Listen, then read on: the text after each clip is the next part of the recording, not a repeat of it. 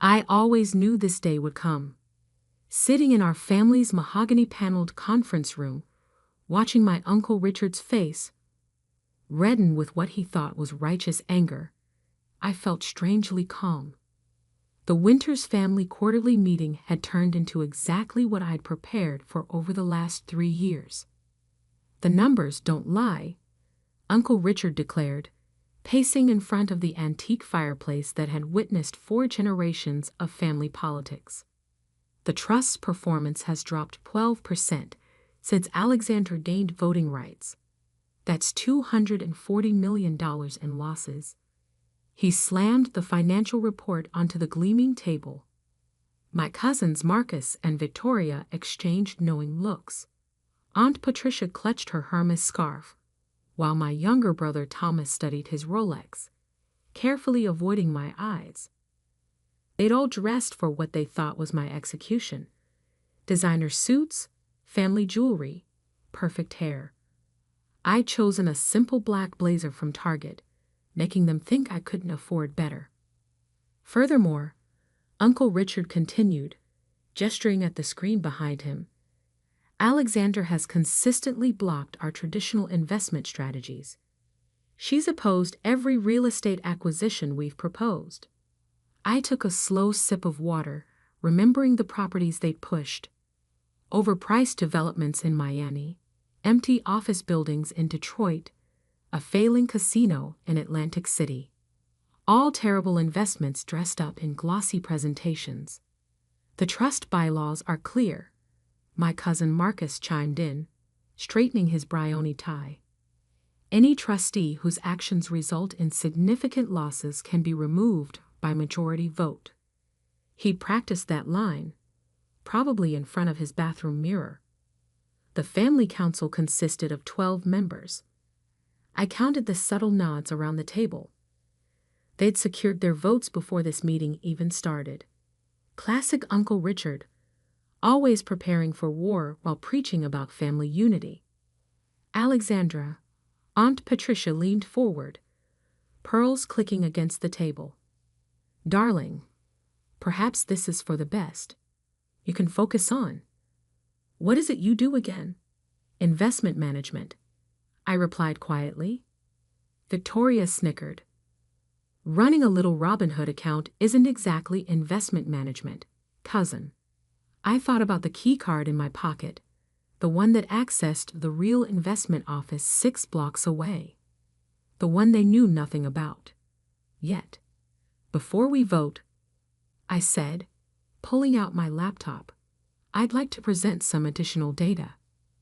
There's nothing to present. Uncle Richard cut in. The losses are clear. All in favor of removing Alexandra from the Winters family trust. Hands rose around the table.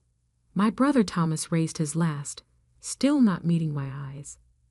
30 pieces of silver must buy a lot of German sports cars these days. Perfect timing, I said, connecting my laptop to the projector. Now we can discuss who actually manages the trust's investments. Uncle Richard frowned. We know who manages. Do you? I pulled up the first slide.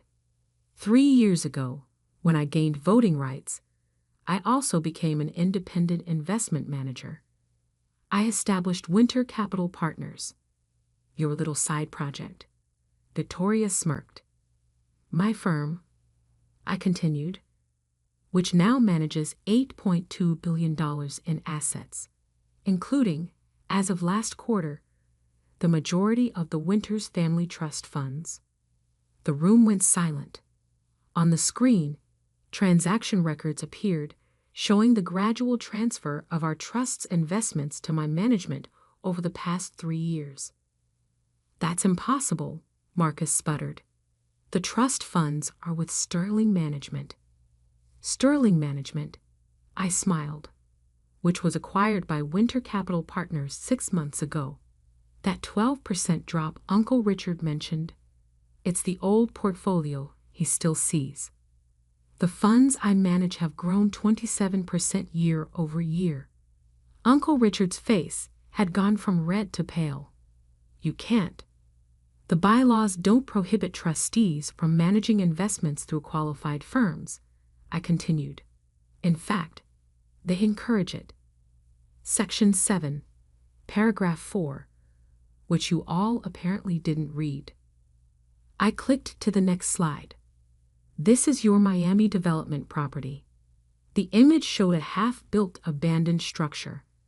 And this, click, is where I invested those funds instead. A gleaming tech campus appeared. Current ROI, 340%.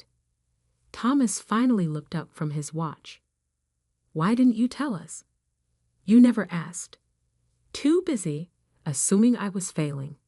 I stood up, smoothing my target blazer. Now, about that vote. Before you remove me, you should know that Winter Capital Partners requires 6 months' notice to transition managed assets, during which time, as CEO, I have full investment discretion. The implications hung in the air like expensive perfume at a funeral. 6 months was a long time to manage billions of dollars when you're angry. However, I picked up my water glass. I'm happy to continue managing the trust's assets. Our performance speaks for itself. Unless you prefer, I focus on my other clients. Other clients? Aunt Patricia whispered. Did you think the Winters Trust was my only account? I opened my laptop's browser, showing the Winter Capital Partners client list. Major pension funds, tech companies, 3 competing family offices. The room erupted in chaos. Uncle Richard demanded proof. Marcus started texting furiously, probably trying to verify my claims. Victoria looked like she'd swallowed her family crest. But I wasn't done. Not even close. Now, I said over the noise, let's talk about what happened to that missing $240 million Uncle Richard mentioned. The silence that followed was deafening. Uncle Richard's hand trembled slightly as he reached for his Mont Blanc pen, a tell he'd had since I was 12, watching him from the corner of family meetings, while he manipulated votes and twisted arms. The missing $240 million, I continued, pulling up a new spreadsheet, wasn't lost. It was deliberately hidden. I highlighted a series of transactions, transferred through 7 shell companies before landing here. The final destination blinked on screen. Cayman Islands account, beneficiary, Richard Winters. This is absurd, Uncle Richard sputtered, but his pen dropped to the table. You're fabricating. J.P. Morgan's forensic accounting team verified everything. I distributed sealed blue folders to each council member. They're very thorough when potential fraud involves billions. Victoria flipped through her folder, her French manicure trembling. These transfers, they're signed by both Uncle Richard and Marcus. Marcus stood up so fast his chair crashed backward. This is a setup. You manipulated these documents to take control. I clicked to the next slide. Security footage appeared, showing Marcus and Uncle Richard in this very room at 2 a.m. 6 months ago, hunched over laptops. The cameras in here aren't just for show. They record everything, including late-night money movements. Thomas finally found his voice. You knew? All this time? I've known since they started, I replied, remembering the alert that popped up on my phone that first night. Every transaction, every shell company, every offshore transfer. I tracked them all. Why didn't you stop them? Aunt Patricia asked, her pearls clutched so tight they might snap. Because I pulled up another document. I needed to understand the whole scheme, including who else was involved. The screen filled with email correspondence. Cousin Victoria's name appeared prominently, along with her husband's law firm. Victoria's perfect composure cracked. Those emails are privileged. Not when they detail criminal conspiracy. I turned to face her directly. Did you really think using your husband's firm to create those shell companies would keep it hidden? Amateur move, Towson. The room erupted again. Thomas shot to his feet, pointing at Uncle Richard. You promised me the European expansion if I voted with you today. Sit down, Uncle Richard barked, but his authority was evaporating like morning fog. I let them argue for exactly 2 minutes before pressing a button on my phone. The conference room doors opened, and 3 men in suits entered. This is Mr. Peters from the SEC. I gestured to the first man. And these are Agents Miller and Thompson from the FBI's Financial Crimes Division. They're very interested in offshore accounts and family trust fraud. Uncle Richard's face went from red to gray. Marcus dropped into his fallen chair. Victoria started crying, perfectly silent tears that wouldn't ruin her makeup. However, I continued, as trustee and CEO of Winter Capital Partners, I have a proposal. The room fell silent again. Even the FBI agents waited, having been briefed on what was coming. Option 1. I submit all evidence of fraud, tax evasion, and conspiracy. You face federal charges, asset seizure, and public scandal. The Winters name becomes synonymous with fraud. I let that sink in before continuing. Option 2. Full confession, immediate resignation from the Trust Council, and transfer of your voting rights to independent trustees I selected. You keep your freedom, but not your power. You can't do this, Uncle Richard whispered, but his eyes showed he knew I could. I already have. I opened one last file on my laptop. The trust bylaws give emergency powers to any trustee who uncovers criminal activity. I executed those powers this morning. Your personal accounts are frozen pending review. Marcus lunged for his phone, probably to call his broker. All accounts, I emphasized, even the hidden ones. Thomas looked at me with something between fear and awe. What about the rest of us? Those not involved in the fraud keep their positions and privileges. After today's vote is nullified, of course. I met each council member's eyes. Choose carefully who you support going forward. Aunt Patricia was the first to move, sliding her chair away from Uncle Richard. Others followed, physical distance marking the death of old alliances. You have 1 hour to decide, I said, checking my watch. The SEC has a press conference scheduled for noon, either announcing arrests or praising the Winters family's cooperation with a routine audit. Victoria broke first. I'll sign whatever you want. Her survival instincts were always strongest. Marcus and Uncle Richard exchanged looks. 3 decades of financial conspiracy crumbling in minutes. The documents are with my assistant next door, I said, along with evidence of every other scheme you've run since I was in college. Did you really think I spent these 3 years doing nothing but watching? They filed out slowly, escorted by the agents. Thomas lingered last, looking lost. The European expansion is still available, I told him, if you earn it properly this time. He nodded and left, leaving me alone in the room where I'd once been the quiet observer, the underestimated niece, the trustee they thought they could bully out. My phone buzzed. A text from my real office. Goldman Sachs called. They heard rumors about Sterling's management changes. Want to discuss increasing their investment. I smiled, straightening my target blazer. The morning's theatrics had served their purpose, but the real work was just beginning. After all, revenge wasn't my goal. This was about building something better from the ashes of their greed. And I was just getting started. By 3 p.m., the landscape of the Winters family empire had shifted seismically. I sat in my real office, the penthouse suite of a downtown high-rise with floor-to-ceiling windows overlooking the city. The Target blazer was gone, replaced by what I actually wore to run an $8.2 billion investment firm.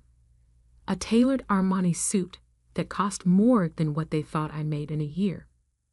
My phone hadn't stopped buzzing since the SEC's press conference, where they'd praised the Winters Family Trust's proactive cooperation in uncovering certain irregularities.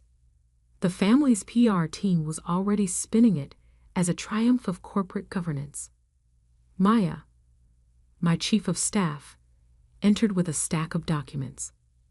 They're all signing, even Richard. Of course they are, I replied, watching a Bloomberg alert scroll across my desk monitor. Winter Capital PRTNERS, CUNFIRMS, ACQUIS ITION of Sterling Management, SCTTs, under management, EXCE $12 billion. Your brother's here, Maya added. Says it's important. I nodded. Send him in. And call Goldman. Tell them I'll take their meeting tomorrow. Thomas entered like a different person than the one who'd raised his hand against me this morning. Gone was the arrogant cousin who'd bought his way into the family's good graces. He looked younger, almost like the brother I'd grown up with. That blazer, he said, taking a seat. The whole quiet, submissive act. You played us all. You played yourselves. I turned my monitor, showing him the family trust's real performance charts. Too busy looking down on me to look at what I was building. $8 billion, he whispered. And now 12 with Sterling Public. He leaned forward. How long have you been planning this? I pulled up an old photo on my screen. Me at 22, graduating with dual degrees in finance and computer science. Uncle Richard stood beside me, smirking as he told reporters I was exploring my options before joining the family business. Since that day, I said, when Richard announced he was making Marcus head of investments instead of me. Family tradition, he called it. Women aren't suited for high finance. I remember. Thomas looked away. I laughed. Everyone did. I stood, walking to the window. So I built my own firm. Quietly, strategically, hired the best talent Richard kept overlooking because they didn't fit his country club image. Women, minorities, young innovators. And now you control everything, Thomas said. Not everything. I turned back to him. Just what matters. My phone buzzed. Maya's text. Victoria's husband just arrived. With lawyers. Right on schedule, I murmured. Thomas, you should see this. I pressed a button, and my office wall became transparent, revealing the conference room next door. Victoria's husband James sat with 3 attorneys, all looking grim as my legal team presented documents. What are they showing him? Thomas asked. Proof that his law firm knowingly facilitated tax evasion. I sat back down. In about 2 minutes, he'll realize the choice he faces. Surrender his partnership and take a public censure or risk disbarment and federal charges. Victoria will divorce him within a week, Thomas predicted. 3 days, I corrected. She's already contacted a divorce attorney. My surveillance team intercepted the calls. Thomas stared at me. You have surveillance on everyone? Only those who tried to steal from the family. I pulled up another file. Like your private meetings with Richard about the European expansion. He flinched. Alex, save it. I pushed a folder across my desk. Inside is your new position, head of European operations. Real this time, not Richard's empty promise. You'll report directly to the board, not me. Prove yourself. And in 3 years, you can earn voting rights back. Why? He asked, hands trembling as he took the folder. Because you're my brother. And unlike them, you were just misguided, not malicious. I met his eyes. Don't make me regret this. My phone buzzed again. Maya. Richards called an emergency family meeting at his house. All council members. I smiled. Right on schedule. You're not going? Thomas asked. Oh, I'll be there. I pressed another button, and a new image appeared on my wall screen. Live feed from Uncle Richard's study. The family was gathering, faces tense. How did you? I own the security company that protects all family properties. I explained. Have for 2 years. Every camera, every alarm, every private conversation. I hear everything. Thomas shook his head slowly. The quiet one in the corner. That's how they always described you at family meetings. The quiet one who watched and listened. The quiet ones are always the most dangerous. I said, standing. We should go. They'll be expecting us. Us? You need to start rebuilding trust, brother. This is your first test. I gathered my things, checking the markets one last time. Besides, you won't want to miss what happens next. What does happen next? He asked, following me to the private elevator. I smiled, thinking of the documents being delivered to every family member's house right now. The complete audit of every secret account, every hidden deal, every whispered conspiracy. Next, I said as the elevator doors closed, we rewrite the family legacy. And this time, we do it my way. The sun was setting as my driver pulled up, casting long shadows across the city I'd quietly conquered. In Uncle Richard's study, the family was gathering for what they thought was their counterattack. They had no idea what was coming, but they were about to find out. The mood in Uncle Richard's study was fractured when Thomas and I arrived. Gone was the united front from this morning's vote. Now they sat in nervous clusters, whispers dying as we entered. The room smelled of expensive scotch and desperate schemes. Uncle Richard stood by his prized Monet, the one he'd bragged about acquiring for $20 million. Alexandra, he forced a smile. We've been discussing terms. Have you? I moved to the center of the room, noting the open folders on everyone's desks, the full audits I'd hand delivered. Before you continue, that moment's a forgery. The real one's in a private collection in Geneva. You were scammed 5 years ago. He staggered slightly. Victoria gasped.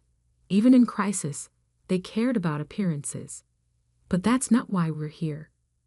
I opened my laptop, connecting to the room's hidden cameras. The wall screen flickered to life, displaying a real-time feed of the FBI raiding Sterling Management's offices. This is happening at every shell company office simultaneously. Marcus lunged forward. You promised no arrests if we signed.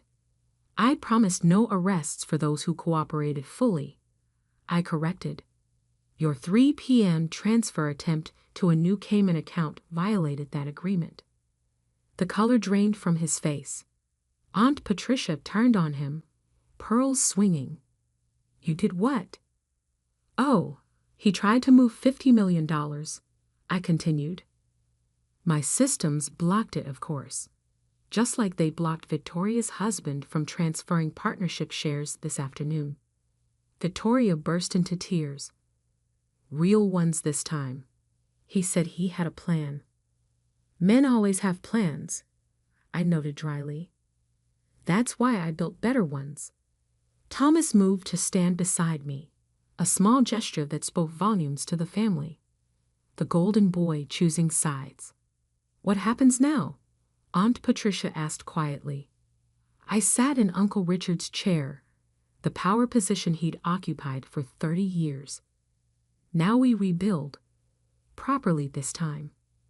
The The screen changed to show Winter Capital Partners' latest performance metrics.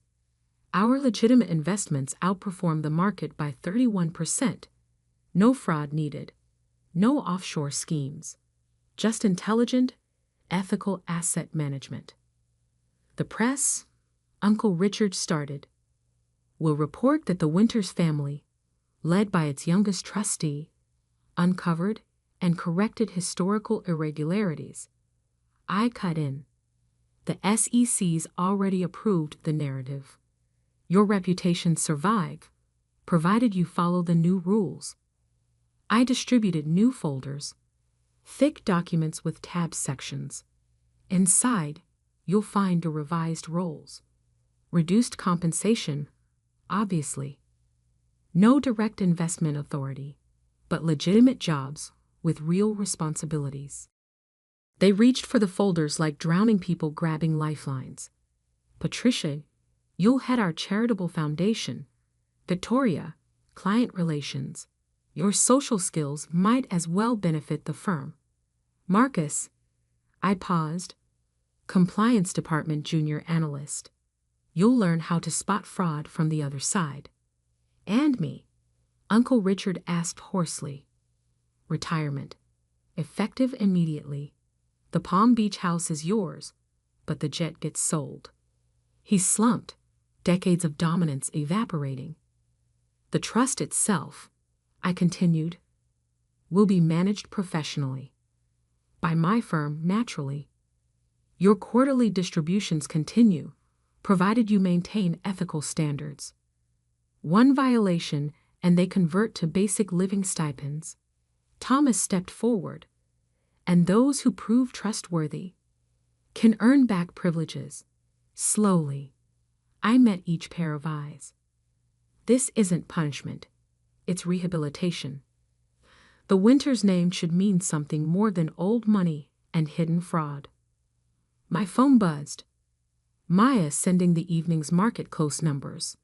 Our public holdings were up 3% since the SEC announcement. The market loved a clean house.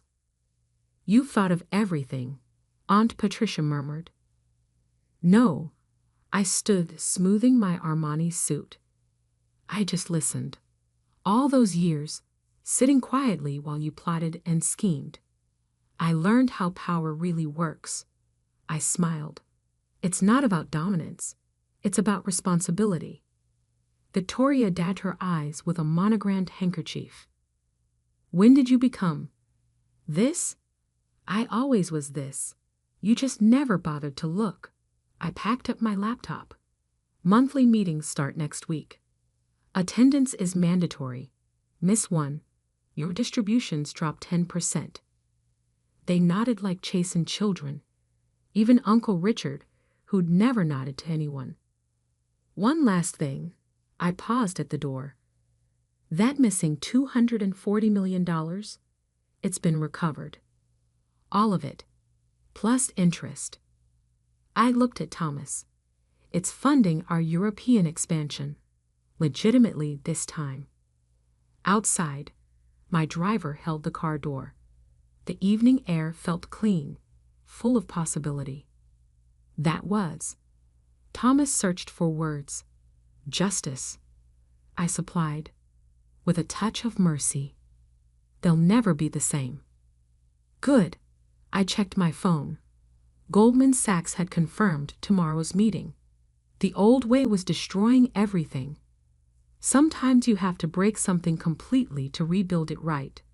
He laughed suddenly. That target blazer really was brilliant. Keep as a reminder, I smiled. Never judge by appearances. My phone buzzed again. Maya sending tomorrow's schedule. Board meetings, investment reviews, client calls. The real work of building something lasting. Ready to learn how it's really done? I asked Thomas. He nodded, understanding the opportunity being offered. Lead the way, sis. As we drove through the city, past buildings and businesses I quietly owned or controlled, I thought about that young graduate in the old photo. The quiet one they'd underestimated. the one who'd watched and learned and built an empire right under their noses. Sometimes the best revenge isn't destroying your enemies. It's forcing them to become better than they were. And I was just getting started.